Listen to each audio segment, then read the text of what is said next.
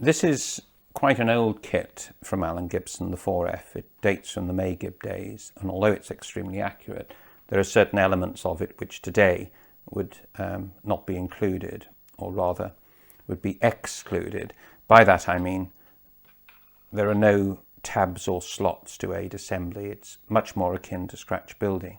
That doesn't mean to say it's difficult, it's slightly more difficult. However, if you look here in the footplate, which we made in the first program, there are slots and depressions to aid the fitting of the various components, because we now have to get on to the next stage of fitting boiler, smoke box, firebox and cab to this 4F. We have the firebox which we just made up, we have the cab front.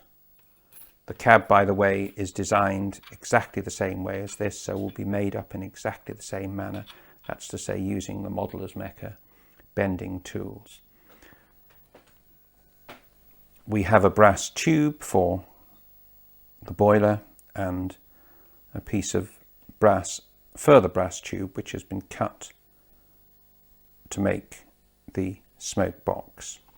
So it's really just a question of what part does one put on first.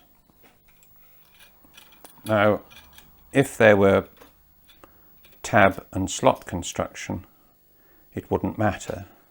But don't worry, because as I've mentioned, Alan has very, very kindly put little nicks here for this to go in.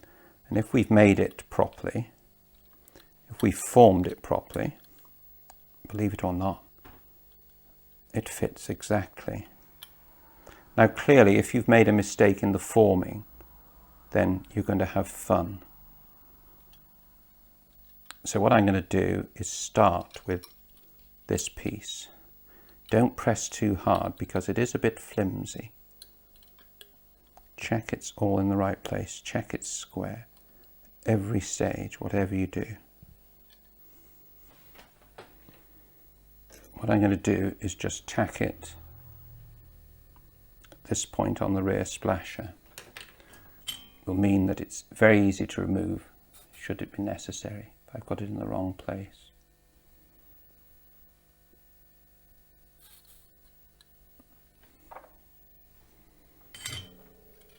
Already we've got it in position. It looks to be about right. Again, do it by eye, checking.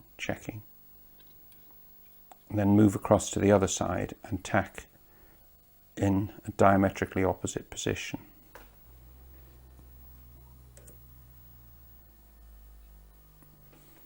Don't dwell too long with the iron, whatever you do, because otherwise you'll interfere with soldering that's already taken place. And what you don't want is parts coming apart that are very nicely fixed. A bit more flux needed.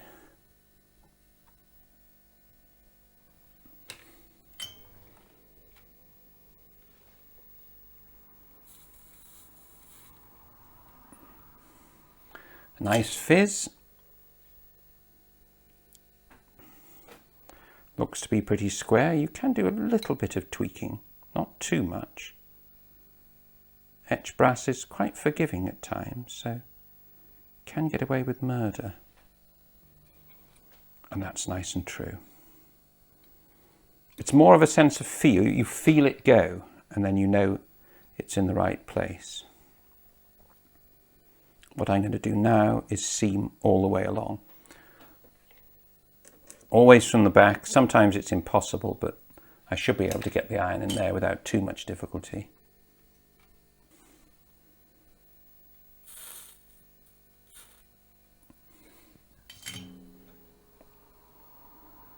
That's come through. You can bleed it back by resting the iron on the base. Let's do that.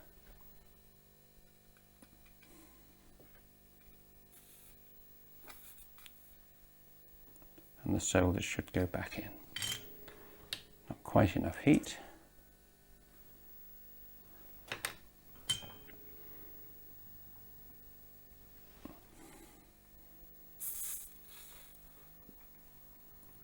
it flashes back in where it should. What I'm going to do next is completely secure that all the way around, soldering from the inside.